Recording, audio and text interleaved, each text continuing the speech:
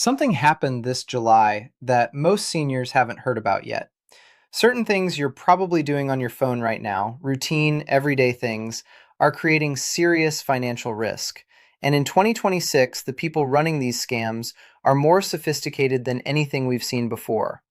Right now, the federal government, banks across the country, and state lawmakers are all responding at the same time because seniors are losing thousands, sometimes hundreds of thousands, in a single phone call. If you want to stay protected, you're in the right place. Subscribe to Informer John right here on YouTube. This is exactly the kind of information you need to know before it affects you. Now let's get into it, starting with your phone, because that's where the fastest and most preventable losses are happening to seniors right now. On June 16th, 2026, the FCC unveiled something called the Never Ever campaign, developed alongside the Elder Justice Coordinating Council. The whole campaign is built around one core rule, a rule that applies to every government impersonation scam ever created. Here it is. Write this down. Not a single legitimate government agency, not the Social Security Administration, not Medicare, not the IRS, not even the FCC itself, will ever phone you or send you a text demanding payment through a gift card, a wire transfer, digital currency, or cash. That never happens. Not once. Not under any circumstances. If you get a call from someone claiming to represent any government body and they're asking for money over the phone in any form, you're talking to a scammer. Hang up immediately. Now, here's the bigger picture. The FCC is also making major upgrades this summer to a system called Stir/Shaken, a technical framework that checks whether the number showing on your caller ID actually belongs to whoever is calling you.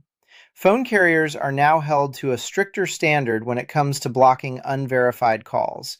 Carriers that allow fraudulent robocalls to pass through their systems are facing tougher penalties. You'll probably notice fewer obvious scam calls coming through this summer. But here's the thing. The callers who still make it through are the most dangerous ones. They're operating through smaller carriers and internet-based phone systems that route around the traditional network. Some of them are using artificial intelligence to clone the voice of a family member or a government official. So let me walk you through exactly what you should never do with your phone again. Don't hand over your Social Security number, your Medicare number, or any banking details to someone who contacts you unsolicited. Legitimate agencies already have your information on file. They have no reason to ask you to read it back over the phone. Don't stay on the line with anyone creating a sense of emergency and demanding you act this second. Manufactured urgency is the core weapon in every phone scam ever run. That panicked feeling you get, it's intentional. It's designed to shut down your ability to think clearly. If something felt suspicious about a call, don't dial the number that called you back. Go find the official contact number for that agency on your own, independently, and use that instead. And never pay any kind of debt, penalty, or fee over the phone using a gift card. No actual government body on this planet processes payments via gift cards, not for tax issues, not for Social Security concerns, not for anything at all. To report a suspected scam call, reach the FCC fraud line at 1-888-CALL-FCC. You can also file a report at reportfraud.ftc.gov. Now let's talk about your bank, because the changes happening there are worth paying close attention to. Effective January 1st, 2026, more than half of all U.S. states have passed what are known as safe harbor laws, giving financial institutions the legal power to pause transactions from senior accounts when their artificial intelligence systems detect something potentially suspicious. Take California's Senate Bill 278 as an example. It requires banks to ask customers who are 65 or older to designate a trusted contact and to hold any transaction flagged as suspicious, $5,000 or more, for at minimum 3 business days.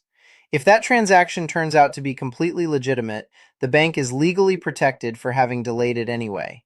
In other words, their system can freeze your funds first and sort things out later.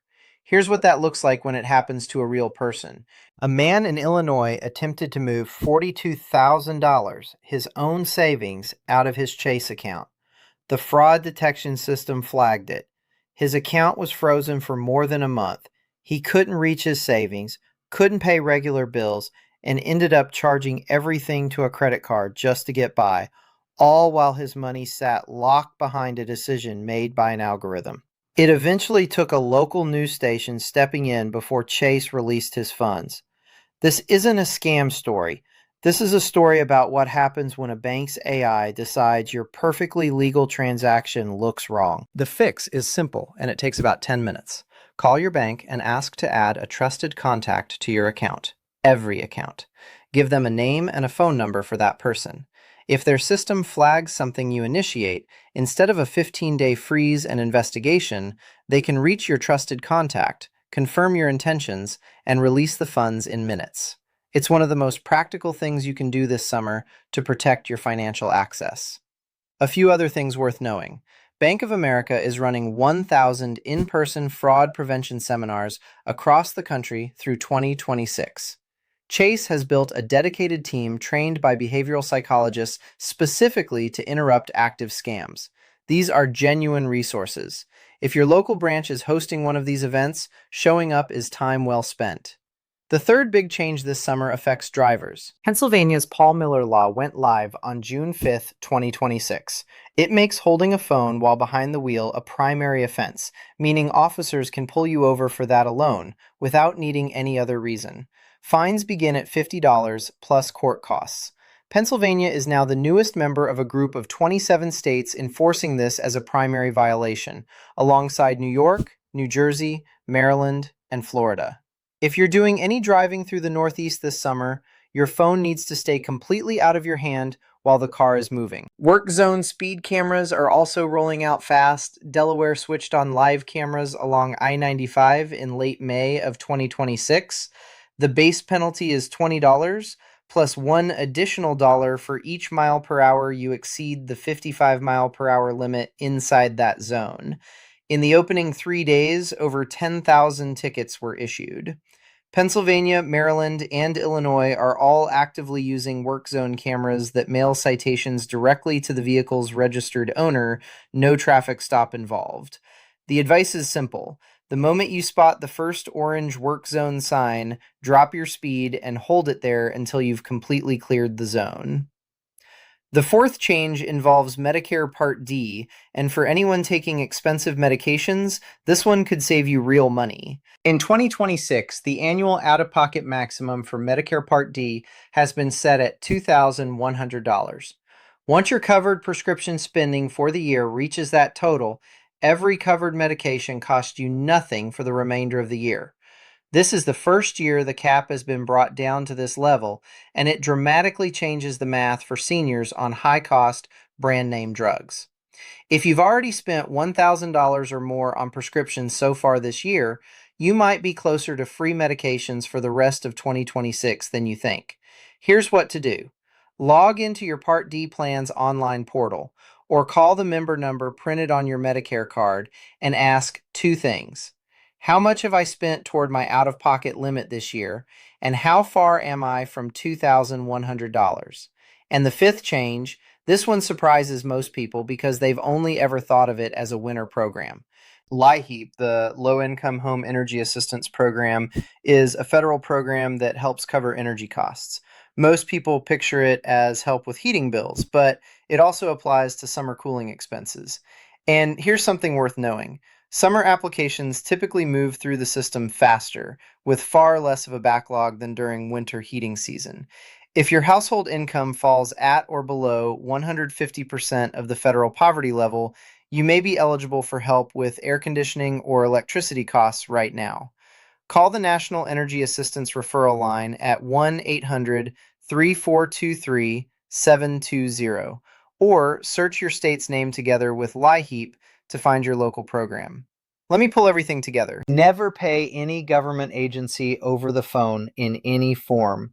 The FCC's never ever rule is the one rule that covers every single scam call ever used against a senior. Add a trusted contact to every financial account you have this week.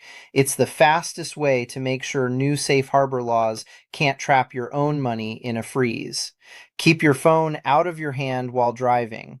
27 states now enforce this with fines on the spot. Check how close you are to the $2,100 Medicare Part D out-of-pocket cap. You may already qualify for free prescriptions for the rest of the year. And if summer electric bills are putting pressure on your budget, contact LIHEAP now while the summer program has a shorter wait. If this is the kind of information you want to stay on top of, subscribe to Informer John right here on YouTube. I'll see you in the next one.